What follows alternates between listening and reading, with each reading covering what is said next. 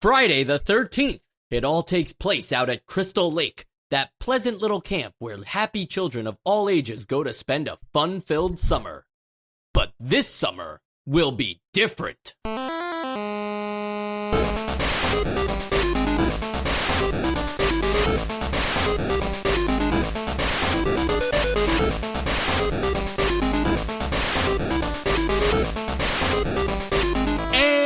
Welcome to Nostalgia, a chronological exploration of every NES game released in North America. I'm Mike. I'm Sean. I'm Joe. And I'm Sam. And you'll notice that we specifically recorded this episode on Friday the 12th. We could not take the risk. This episode is brought to you on Friday the 12th. We will not wait till Friday the 13th to properly record this episode. I think it's just safer. What do you guys think? I'm just surprised that it almost lined up. Like, we really haven't done anything to allow this, but we almost got there. So I feel like it's a missed opportunity. I think we should have negotiated a little bit harder with the like, calendar people. The calendar people. Yeah. Try and make it happen. Yeah, we already had them move around some stuff to get Castlevania 2 on Halloween, which was also, last time we recorded a special, video game genre that happens to be on the same day as a spooky holiday. Things didn't work out so well for us, as I recall. So maybe it's for the best that we do it on Friday the 12th. Yeah, I completely blacked out that night. Friday the 12th would not be a good name for this movie series, game, franchise, but they did go with the aptly named Friday the 13th instead. That makes a lot more sense. It's supposed to be a little spooky. Friday the 13th as a franchise. Sean, what's the deal? You like it? You hate it? I haven't really watched any of them in maybe a decade. I saw Jason X first. It's an interesting one to see first. Yeah. Did you just finish watching Alien and you were like, oh, I should watch Jason X? No, it was just, the one that came out when I was a kid and my dad rented it and we watched it and it was terrible. Then I watched the first one, maybe when I was a teenager, and it was okay. I don't really have any connection to the slasher movies of yore, but it wasn't terrible. What about you, Sam? This is my first experience with any Friday the 13th medium. But you knew about the hockey mask. Yeah. Oh, yeah. I knew about that. I knew about... Because I think, when I was little, kids would dress up as Jason for Halloween. I don't know. That's about it, though. Just this. Okay. Joe, I'm going to guess that, you're the same, right? I'm in the same camp. Haven't seen it. Obviously, I know about it, and I'm familiar with it. But yeah, this is my first experience, which is probably not the best entry into the franchise, but... It's no worse than Jason X. Oh, okay. Well, that's good to know. Now, see, Sam, you are like a camp guy. You're currently making a video game all about life at camp. So I was surprised to hear that you didn't have any association with Friday the 13th, because that's a camp scary movie, just like Sleepaway Camp is. I feel like if you haven't seen either of those, you should start watching. I wasn't really a scary movie kid growing up, so that's probably part of it, or all of it. Would you say it's because you're kind of a bitch, or because you just don't really like movies about bad things? A little bit of A and B. I feel like in the middle of your sentence you realized that was mean, and then you toned it back at the end. No, it's a valid question. It's just one or the other. I don't want to say anything controversial here, but I was always interested in the Friday the 13th franchise, but I don't know, something about the the hockey mask and the brutality of it. I wasn't about that. I'm much more of a Scream guy, where there is blood, but it's also fun and it's engaging. It's classy. And stuff like that. This is classy murder movies. This one, not so much. So I actually saved myself a lot of time, and I just read all the plots on Wikipedia one night. I spent one night, not recently, this was a long time ago, just reading what happens in every single Friday the 13th. And they had me for the first two. And then things just went completely off the rails. I don't even know what to say. I mean, I know you watched Jason X, though, but... Because I think that Jason, as the iconic entity that he is, doesn't even show up until the third one. The mask isn't really even... I think the mask... Well, he's not even in the first movie. What's the first one about? The first one, it's the mom, yeah. Oh. Yeah, I mean, see, Sam, now you're a little interested. I see it there.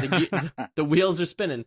We need to talk about the box art for this game before we start talking about the actual game itself. I don't know if you guys are familiar with the box art, if you need to pull it up as a reference or something, but there's just a lot going on here. It's a game made by LJN, so you have the LJN rainbow.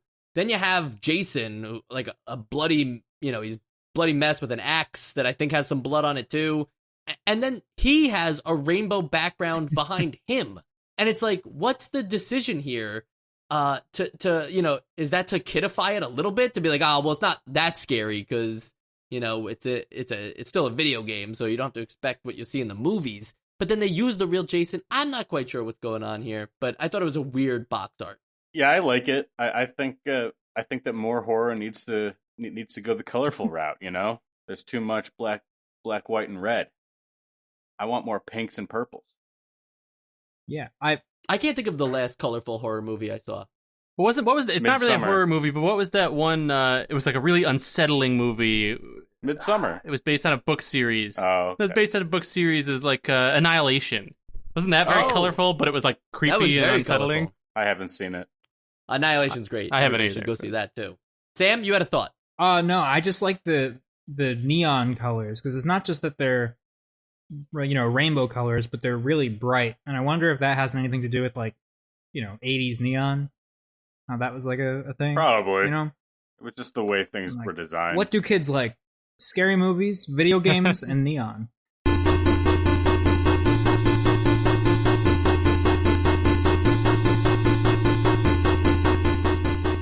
And in this survival horror game, you play as the 6 camp counselors, and the goal is to find and defeat Jason Voorhees. One thing that they didn't mention is that you kind of have to find and kill him 3 times to really get the job done. And hiding in a cabin or staying adrift in a canoe won't keep you safe. Jason can find you anywhere. He is always on the game map. You are always on the game map. All of the counselors are always live. Counselors. Wow, that's weird. All of the counselors are on the game map. Everything is happening live. So the only way to survive this summer is to challenge Jason face to face and destroy him. That's funny that did you call it survival horror because you read that somewhere, or are you describing it as a survival horror game yourself? I was going to ask you, as our resident, that's funny too, as our Resident Evil survival horror expert, I was going to ask you what you think, because I don't know, I thought this game was a survival horror game. I think, yeah, in terms of its like, the mechanics that have sort of bubbled up from whatever they were thinking, I guess this is the closest to a survival horror game that I can see happening on the NES. It's got resource management. It's got a semi-unstoppable force trap following you throughout. So yeah, I think it's got the bones for it. It's funny just because it's obviously, being on the NES, it's not scary in the way a scary movie is, where none of the imagery is going to scare you. But it does get kind of scary in the way that you're so vulnerable all the time that and that Jason's so powerful that it gets stressful in the way that a scary movie can get. So I think that was on their side. Yeah. That idea that Jason can be anywhere too is really cool, and kind of reminds me of in Resident Evil 2 with Mr. X, right? That's a thing in the original game, at least. I don't know if the remake did it, but very much so. Okay, cool. That he could just pop up whenever. Joe is right. If he pops up in broad daylight, Jason, it's not really that scary, and especially with his purple costume, it's a little strange. But still, the idea that he is just anywhere on the map and you will just happen to run into him is a really neat idea in itself, and that's kind of where I got that survival horror idea from. But Sean, you're right. This game is all about, navigating and finding your way through the camp and getting the various weapons you need to take down Jason and to light the fireplaces and stuff like that. So, real quick, maybe we'll start with Sam here. What'd you guys think about navigation in this game and just getting from the point A to point B in the quest of what you have to do with the camp counselors and everything? Did you find that intuitive? Were you kind of lost at what you had to do? I'm interested. I think that it's a mix. I think parts of it are fairly intuitive. You go down the road and there's a path you can take. If you pause to get your map up, you can see exactly where that path is going to go. And I always felt like that made sense. Like I knew where I was going and I could plan a course for a character. I think that when you're inside rooms, it's really annoying to move around, but not prohibitively so. But it's just like, I don't know, the turning and the walking forward and backward and everything inside buildings, I thought felt really strange. Do you think that they made the right call there, going to that like pseudo 3D for the inside the cabins? Do you think they maybe should? I kind of feel like they should have just stuck with the side-scrolling POV, even in the cabin. I think either that or a top-down kind of view would have been a lot better, because there's some things that, like the notes that you have to find, are not really the easiest to locate. They're only visible from like one that, perspective too.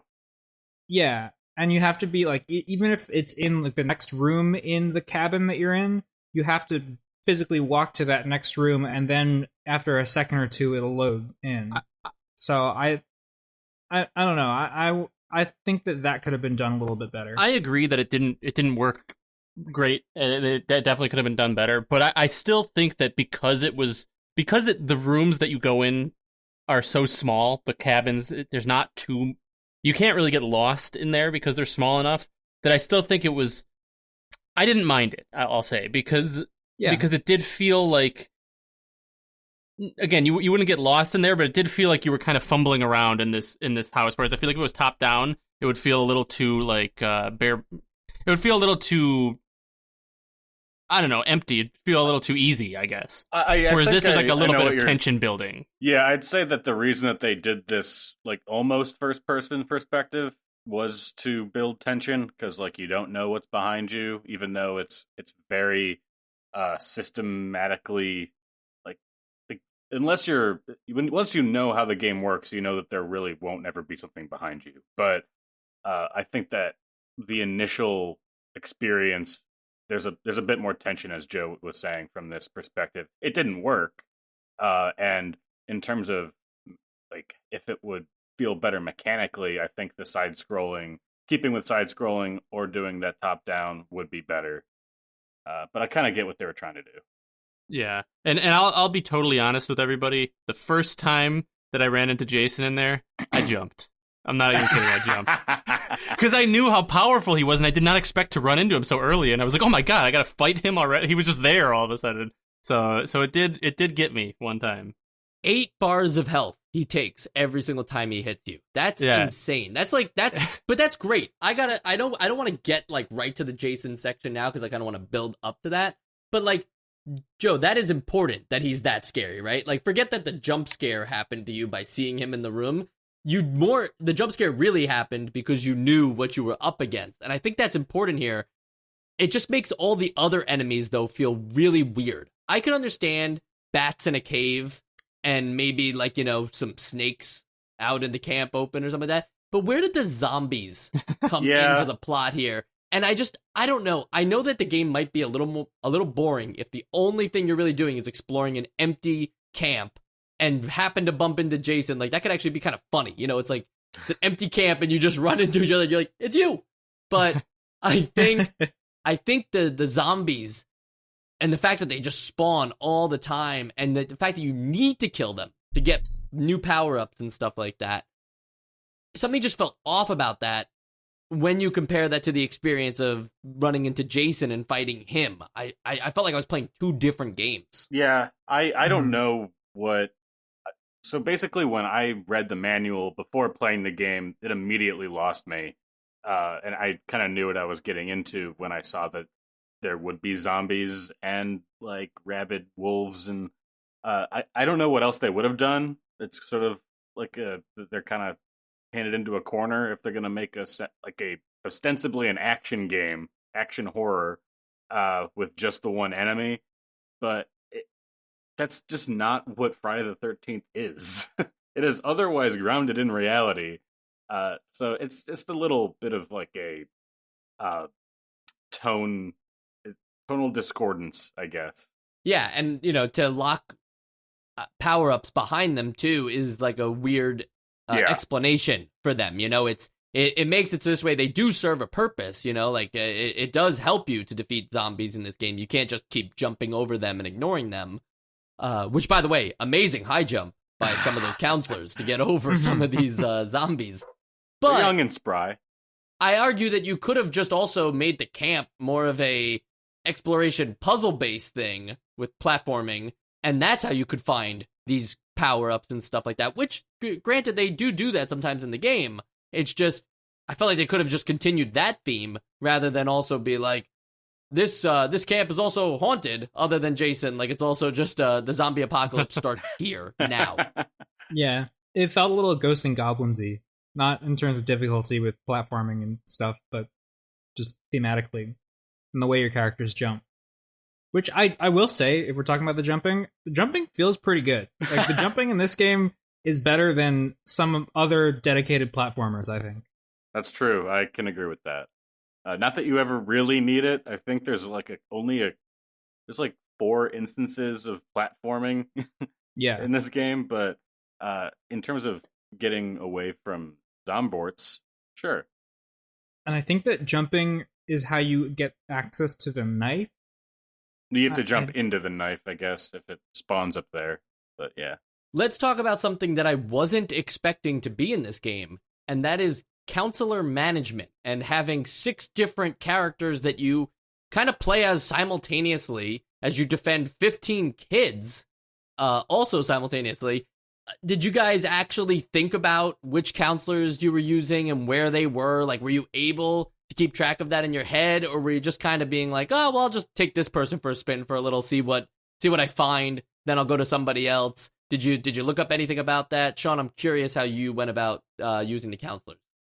So even though I had read the entire manual, I still wasn't entirely, at the beginning, I still wasn't entirely grasping exactly how the counselor management worked, because I would go to one of the, like, I would hear the Jason alarm, because there's a Jason alarm, and I would go to the house that he was going to attack, which has another counselor in it, and when I got there, I wasn't really sure what to do. Like, I was like, okay, maybe I need to switch to a more powerful person if that more powerful person is there.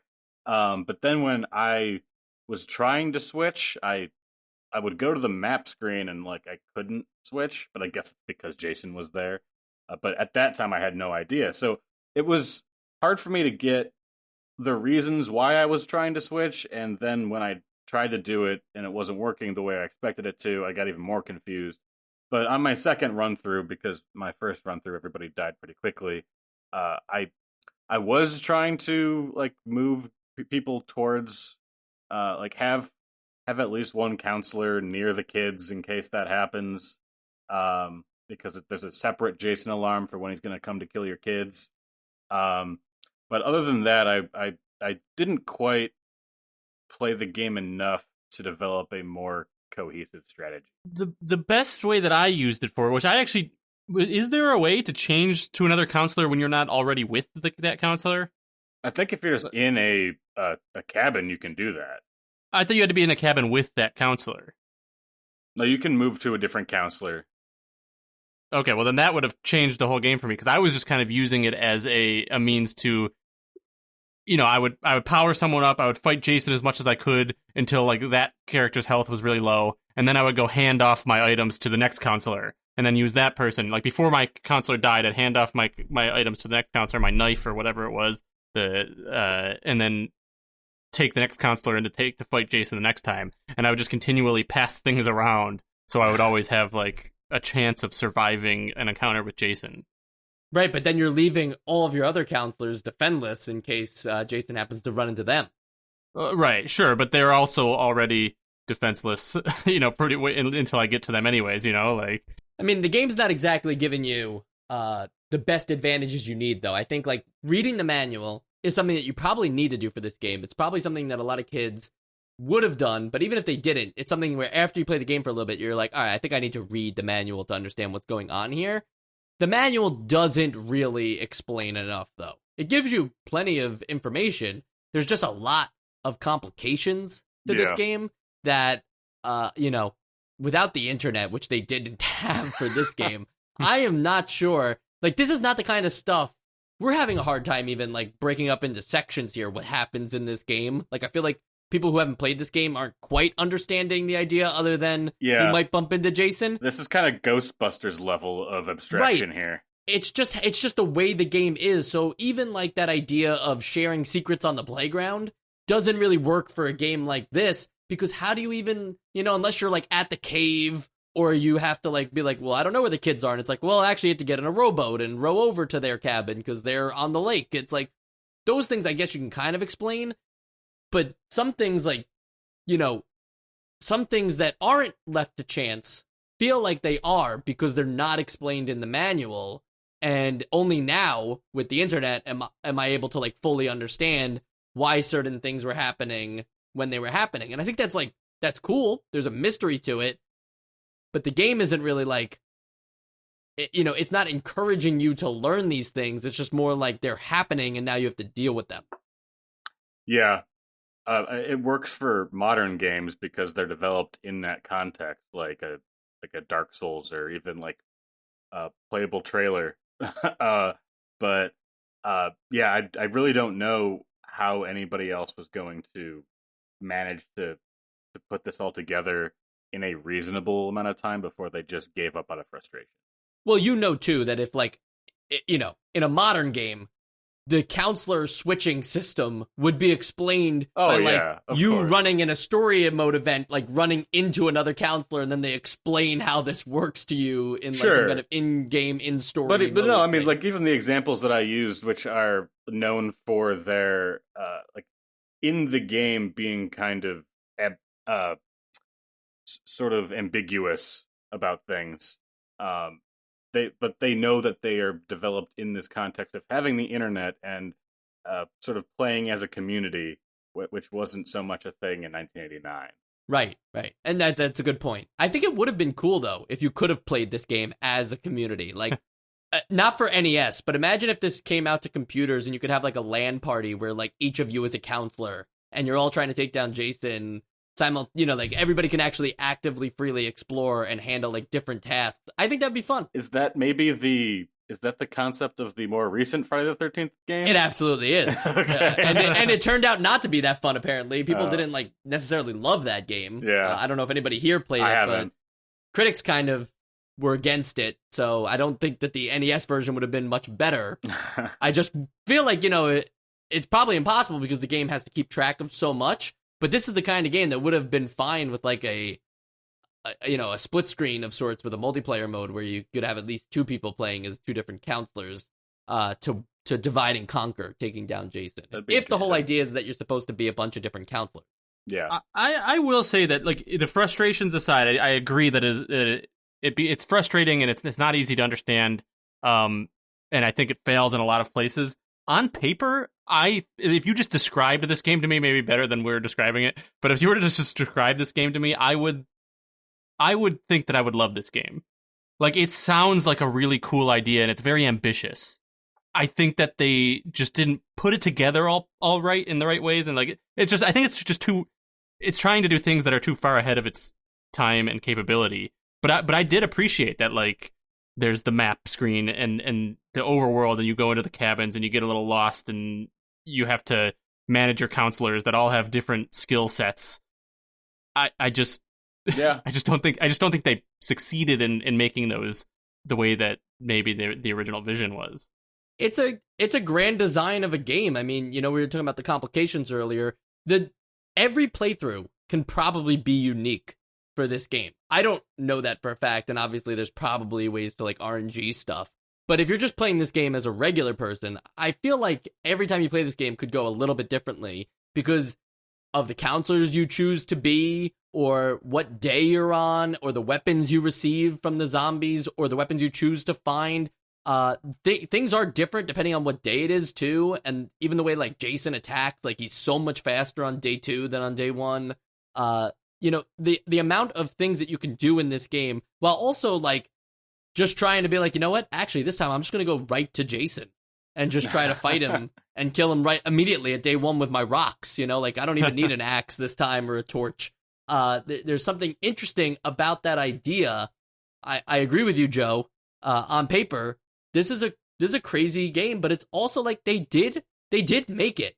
They didn't make it right, maybe, to like make everything work, but they actually did translate the game that we're talking about on paper to a video game where like everything is happening in, pseudo real time.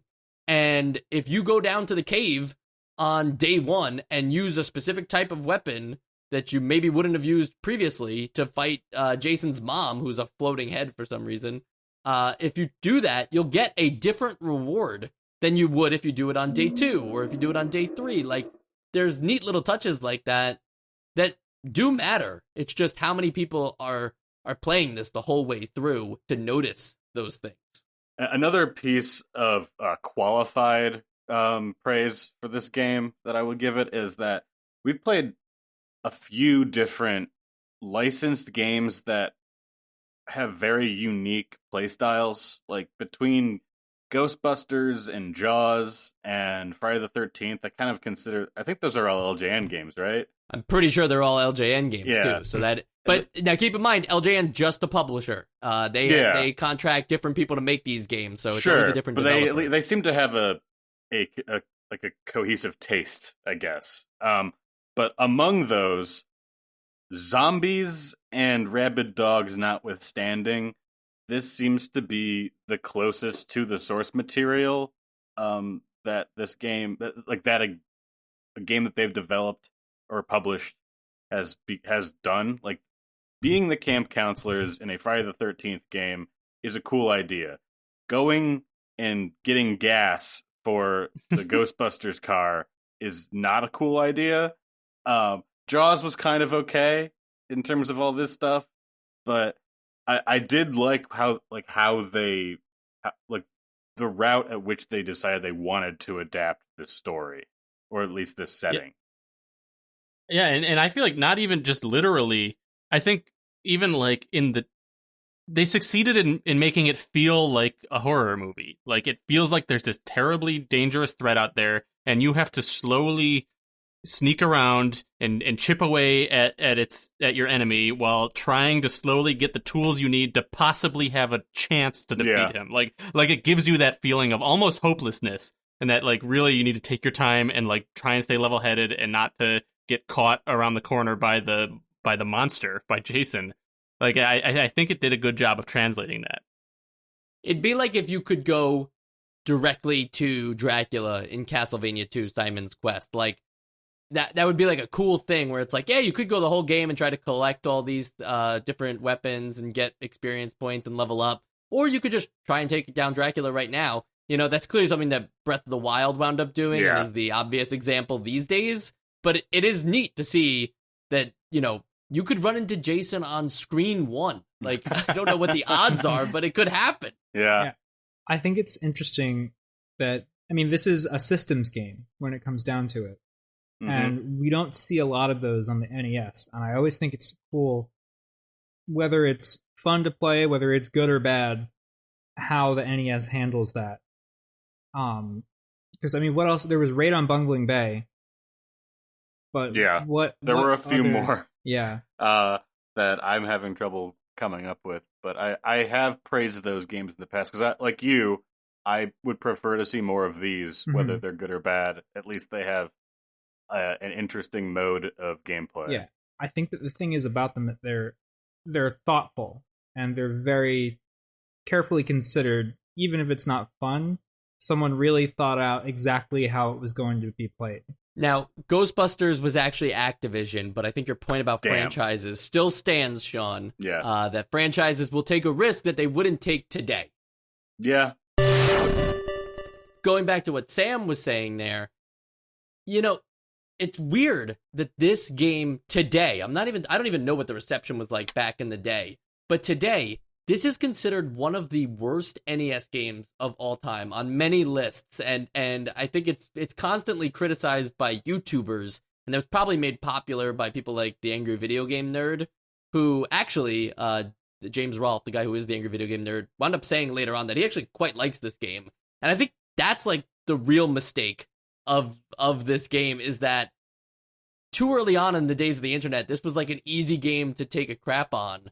And now it's like, it's just known as this notoriously bad game that I was really surprised to play. And I don't think it's even in the bottom anything of NES games we've played.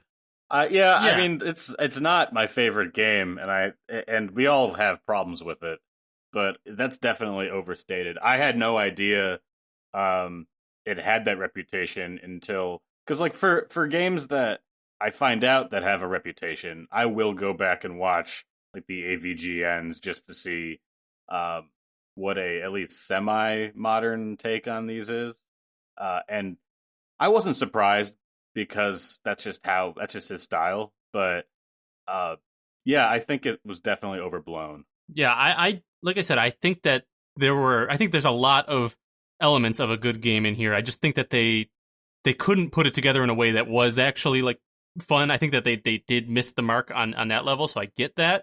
But I agree with you, Mike. I don't think this is even close to like the worst game. This wouldn't make my bottom 20. I'm probably, better than that. Like, I think I'm interested in it because of the things it's doing. I do think it failed in a lot of areas, but like, we've already talked about so many games that I think are way worse than this game, so that surprises me.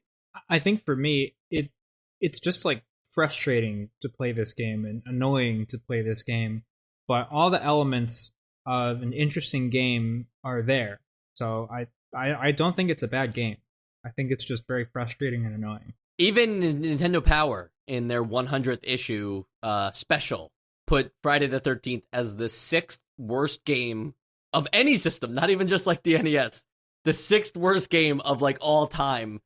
Wait, so Nintendo bizarre. Power in this issue was also ranking non-Nintendo games in this list? No, they was just that like by that point the N64 had been out, so they were doing Nintendo, Game Boy, Super Nintendo. I'm actually surprised that this company magazine would even talk about negatives in that way. They tried to make themselves seem like they weren't, like super biased. A lot of times they would give games like 9s instead of 10s when you clearly knew that like they were hoping to give it that 10, but they can't give every Nintendo game a 10. It's kind of funny like that. Yeah.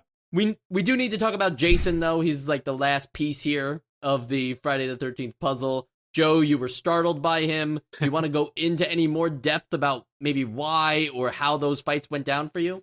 Sure. Well, so full disclosure, I had seen a long time ago, I think the Game Grumps play this game.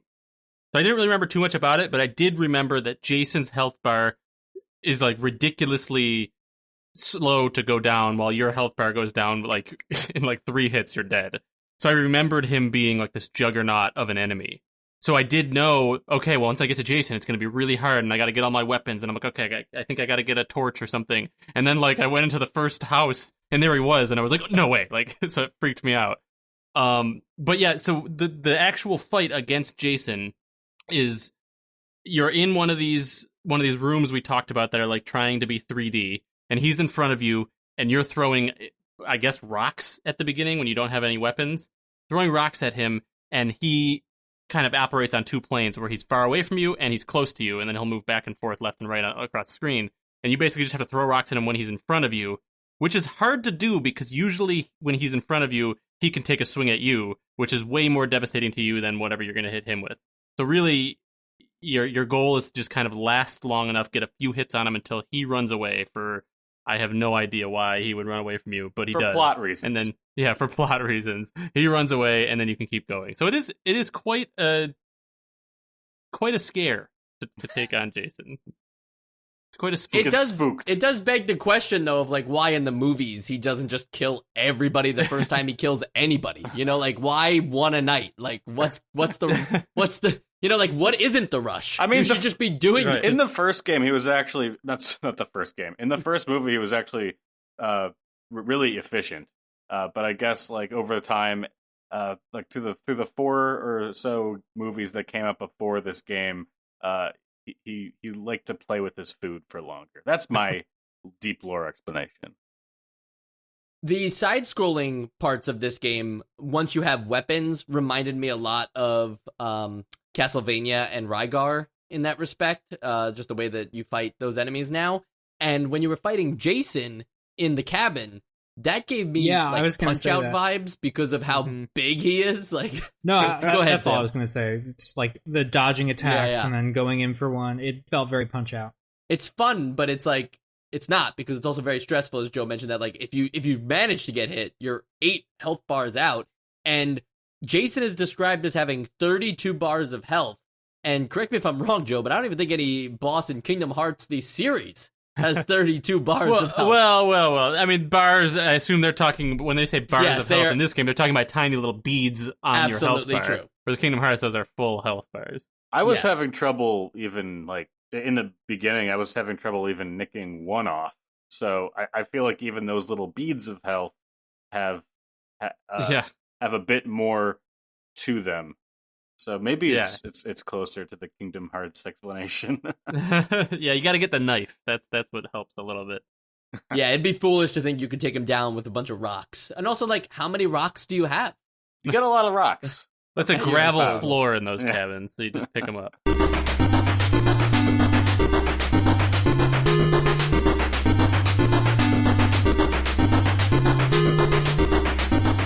There's not much I could find on development for this game, and I can't confirm this, and I don't have a source for it really, but apparently Jason is got the purple jacket on in this game, which he never wore in the movies, because this game, as you can imagine, was made by Atlas, which is now they make Persona games, but back then they were making games like Friday the 13th, and they're a Japanese company, and apparently somebody found in the Japanese promotional material for Friday the 13th, the third one, whatever, that probably just called Part 3 or whatever. Part 3. For that one, he had in the promo material, in like one specific thing, he had a purple like jumpsuit on. with the blue mask and everything. Who knows if it was just the lighting or if they wore it once off, but it's not found in any American promotional advertisements or anything, so it's just in this one weird Japanese ad, and they must have just used that as inspiration to be like, this is our man, this is what Jason looks like. And it also could be said that maybe their artists don't really care too much about research, and they saw that was the first one they saw, and that for all they knew, that's what Jason looked like. I mean, it might be color palette based also, just like, hey, here's a purple guy. So that's going to stand out a lot against these, like, you know, not otherwise regular non-purple colored backgrounds. True. I don't ever want to see a man in purple Yeah, right. in broad daylight, Especially in my like cabin. a purple jumpsuit. Unless it's Barney. No, even Barney Barney's is scary scarier than if you Jason. think about it. Yeah. People in mascot suits are scary. You know, like just the idea of like who's under. Like if it were the mascot some suit. kind of animal that's wearing like sleep-based clothing. That would be terrifying if it was a bear in pajamas, keep in mind. Now, I don't have any more in development, but sequels and spin-off section has some good stuff.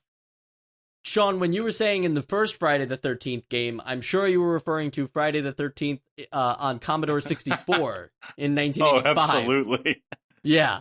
Kind of just as messy of a game.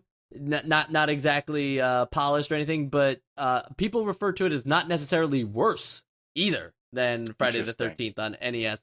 So it seems like there's some similar themes being shared between the two games of just like, you've got to take down Jason and, you know, explore the campgrounds and stuff like that to find what you need to take him down.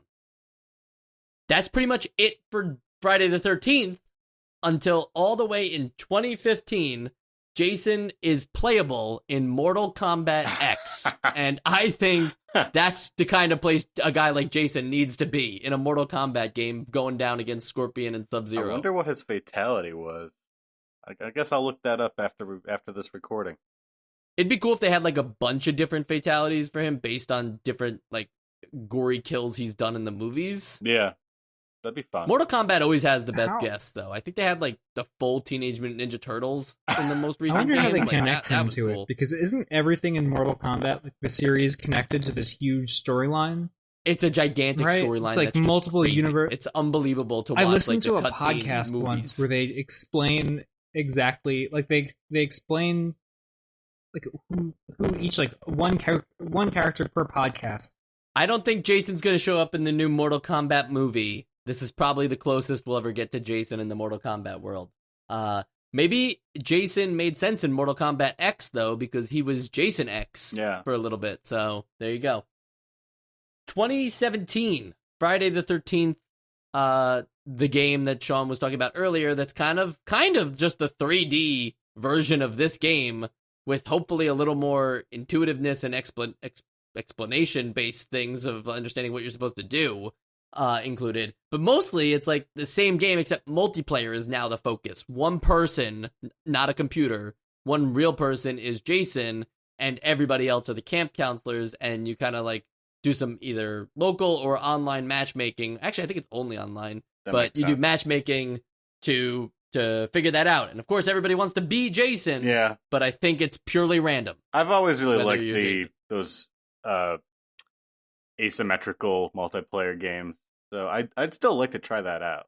Yeah, I was surprised to hear that just right now that it wasn't very well received, because I thought it sounded really cool when I first heard about it. Wasn't there another game, Evolve, that had the same idea? That also was critically panned. Okay, there's just a balance issue with these kinds of games. Possibly, yeah. I don't think I would want to be Jason though. Like even if you took There's a lot of pressure on that, right, and made it that multiplayer experience, I feel like Jason should always be the computer because that's scary, and it should be about humans working together to take down computers. You know, it is funny, though, because while playing this NES game, I did have the thought that, like, it would be interesting to see it from Jason's perspective. Like, yes, he's more powerful than everyone, but he's got these 6 people all slowly trying to power up, and he's, like, on a time limit, like, well, I gotta kill these people before they get strong enough to kill me. Like, that's kind of a cool premise. Like, I would like to see that work. Isn't that kind of like, what is it, Dead by Daylight?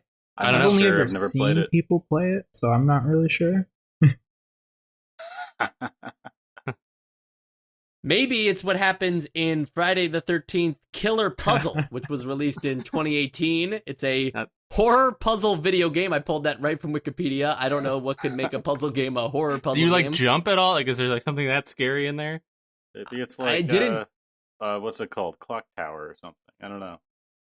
I didn't do my homework on this one, but if I just click these buttons right now and click images, you'll actually see that it's some chibi version of Jason, and it's not Tetris effect style, not Tetris style. Where it's not like you're playing Puyo Puyo with Jason, but it actually looks kind of cute. That kind of puzzle game. I thought, all right, I get it. No, but it's not that kind of puzzle game. It's actually the kind of puzzle game that we were thinking of originally. I see. Which is so still like in normal space, but chibi. Yes. Okay. Yeah, and I don't know. I apparently, if it's on Wikipedia, you got to talk about it. I didn't play this one because I have to pay for it, and I don't think I want to. It's a good reason. Yeah. So that's that. But make no mistake, I did play Friday the 13th on the Commodore 64, and I didn't love my time with it. So I am still following up with my sequels and spin-offs. Mortal Kombat X I didn't play, though, so I have to go back and play as Jason. One last thing on the sequels and spin-offs, it's finally worth mentioning that the Friday the 13th 2017 game eventually got the Jason purple jumpsuit skin so that you can play as the original Jason the way he was intended. That's great. And so definitely, like, that's the NES inspiration coming in there, but I think that was also given as an apology for, like, the game not being everything that it promised to be at the start of its release. So never really, like, a good sign. Not a good look. Yeah. Should have just released it. But, I mean, if a purple jumpsuit skinned character doesn't make up for it, then I don't know. I don't know what will. That's true. I mean, it's very hard to make things up to gamers. They just canceled Anthem, as of this recording. It's been really? Officially canceled. And it's like, were there any gamers who were, like, waiting? I kind of forgot about Anthem, so I guess that'll speak to that. Yeah, Avengers is next, right? Marvel's Avengers is just going to be the next Anthem, so it's always exciting to think, what's going to be the next Anthem? That's what people are going to be asking themselves going forward. We have to ask ourselves, though, what is going to be the next game on the Essential Games list? Because we are in a little bit of a drought on the Essential Games list. It's Bionic Commando and Blaster Master were our last two. We haven't had anything in like 20 episodes, 20 plus episodes. That's a long time. Bit of a drought, but some play-its in there for sure. But we need to decide right now if Friday the 13th is going to make that list, and that list I'm talking about is the Essential Games list. All right, we've been talking about this for a little bit, but if you just want to give me maybe like a sentence or two, or, if you prepared something, I'm not going to say you can't read it out loud, but I doubt any of you prepared anything for this podcast. So, Sam, why don't you go first? Well, I can't read it to myself. That wouldn't be very interesting. Also, I didn't write anything down. But I don't know. I think that based on what I saw online, because I did see people commenting that this is a terrible game and that this was always found in like the bargain bins and no one was able to beat it and it was really frustrating. Like, I agree it's frustrating. I don't think this is a bad game. I don't think it's essential because it is very frustrating to play and it's not super enjoyable, but I think as far as a game goes, this has a very distinct vision and I think it's fairly focused as a concept, which is something that we don't see in a lot of games, especially one as complicated as this one. So I'm going to say not as bad as people say, but not essential. All right. I think that's fair. I think that's kind of what some people need to hear. So, Sean, why don't you tell the people what they really need to hear? Damn. See, I was just going to say pretty much what Sam said, but now you put me on the spot, so I have to say something poignant.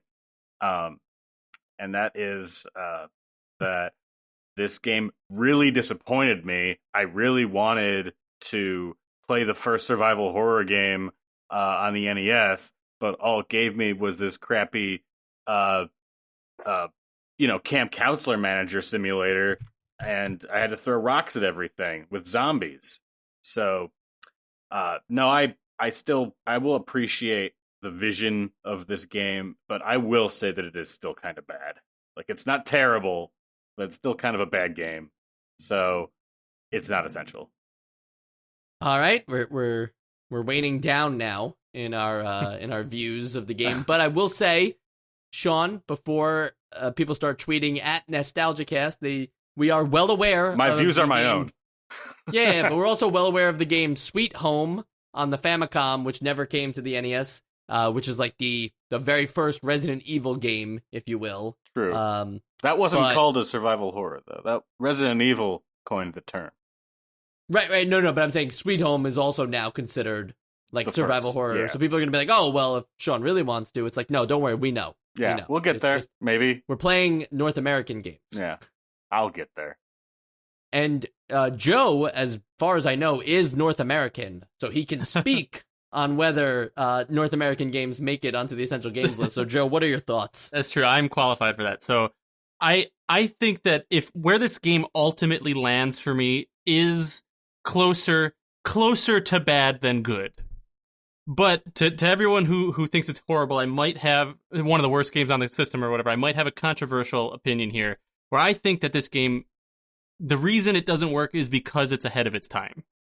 And I don't even necessarily think that it's ahead of its time where it's like the technology to do what they wanted wasn't there, but I just think the precedent wasn't there, and they were trying to do all these things with these systems that no one had done before, so they were kind of making it up as they go, and just that level of game design hadn't been done in a good way yet.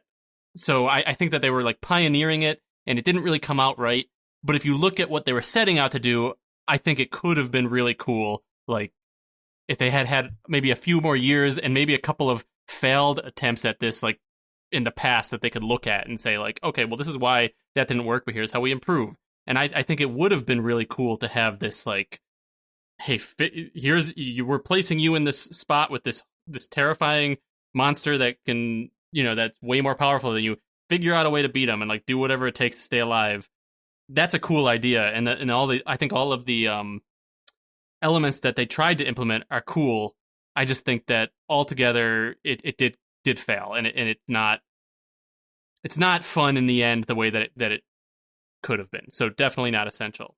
Joe, I hear that part for sure, though, about being ahead of its time. It's kind of like if one of us was to be teleported back to this period of time, you take like Grand Theft Auto 3, one of the most influential video games of all time. You can't like say, okay, well, I know how that game was played, so now I'm going to make it NES style and I'm going to implement all the same systems. It's like you wouldn't know how to do that for this specific thing. So, like you can always say later on that it's easier to make these things once they're like implemented. But I think Friday the 13th is laying out a lot of groundwork for stuff that hopefully we'll see improved upon as we move throughout the system, because I'm genuinely surprised here by this game, and I'm not going to put it on the essential games list, but it's kind of like it's a play it for me, because I think this game deserves its fair shake from everyone just because of how the reception is online. Like, I don't think that this game deserves as much flack as it gets, if only just because it's trying something different. So for some people, this might hit every single thing that they want from an NES game that they wouldn't have otherwise tried. And so that's why I kind of feel like it's a play it. It's obviously not essential, though, because, I think 9 out of 10 gamers will get frustrated with the actual experience that's laid out here. And yes, it does need to be, it needs to be more polished. It needs to figure out how to provide you this information. I'm not saying hold my hand, but if the manual doesn't have everything I need to figure out how to beat a game, I think there's a problem. I would also have liked there to have been like romanceable characters, just to make this more of a Friday the 13th, because there's no reason that these camp counselors should die unless they aren't being naughty. Yeah, it's kind of interesting too, Sean, that you don't have like a final girl. Like, you have to wait till all the other counselors are killed, and then you get to like unlock the secret ending of Friday the 13th, the NES game, where it's like, I think the one who was like the best girl, I think, was Laura. And if you had the ability to like, save her for the end, and then there's like a special finale thing, you get an achievement cool for that. Yeah, a little achievement, right? NES achievement. They used to just mail those to you. Well, I think that's all the time we have for Friday the 13th. I was gonna say watch out for tomorrow, but that's Saturday the 13th, so you're fine. Today is Friday the 12th as a reminder, or not, because you don't have to listen to this podcast the day it comes out, but we record these to be canonically correct to the day they come out so that we can shame all the listeners that don't listen on release day. It's a really kind of a cruel thing to do, but we haven't had a meeting to get rid of that aspect of our show. Well, you were the one who was pushing for it. Sure, but doesn't mean I have criticisms of it. Okay, yeah, that's great. I don't know how to say our next game. Gyrus? I would say Gyrus? Gyrus? What do you think? I would say Gyrus. Gyrus. I'm going to say Gyrus. Like Long Island? Like Gyrus. I mean, I see it as Gyrus, but I'll wait until somebody corrects me. I feel like Gyrus, because like gyro seems like a gamey thing. Like Gyromite. But I can't hear this or see it without thinking of like gyro versus gyro. Yeah, same. Yeah. Gyrus Euro. now seems like the correct one. It's Eurus. Oh, Gyrus. Yeah. But No, you you want a little bit of that you rolled the Gyrus. R's. Anyway, All right, that's the game. That's the game. This is the whole episode. That's it. This is the entire episode. You can follow us at NestalgiaCast on Twitter. Please do. We're begging you. We'll know if you didn't. We can count, I think. Otherwise, if you don't want to follow at NestalgiaCast, how about following at Esposito Film, that's me, on Twitter, and I'll talk to you real soon.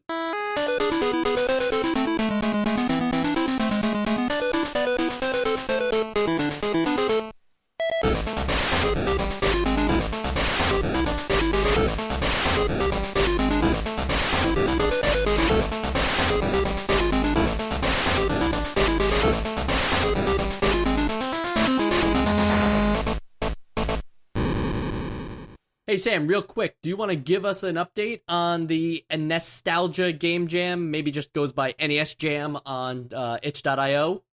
I would love to. So while we were recording this podcast, we actually got one more person who joined the jam. So we're up to 12 people in the jam right now. So that's fun. Awesome. And it's going to be going from March 19th until March 28th. I think it's just great that we're getting this kind of engagement, and I think it's important for everyone to remember that we're going to play these games and do a special episode of Nostalgia Cast where we actually talk about these games and, their NES influences, what we noticed about them, whether, what kind of games like we would like to see made from this stuff. So I think whether you're going to participate or not in the actual jam, this is something to keep an eye on because you can play these games too and follow along with the episode to give us your kind of picks on which ones you appreciated as well. Yeah. And it's a week away, so there's still time to sign up and all that. Yeah, it should be really fun. I'm going to make a game for it, so I'm excited to work on it. And we'll see how it goes. Now, once that submission deadline is closed, you can't make games ever again. That's one of the rules. Yeah, that's one of the rules when you sign up. Wait, no, that's not going to help people sign up. No, it's true. Absolutely not. Absolutely not. You could. What I was actually going to say is that you can make a game whenever you want. We'll play it. Honestly, if you make an NES style game and you want us to play it, you can always tweet us at NostalgiaCast and we'll take a look at anything. You don't have to feel like you're missing out on something here. You don't have to feel any pressure by this. This is a fun thing for us to just kind of, hang out with the community.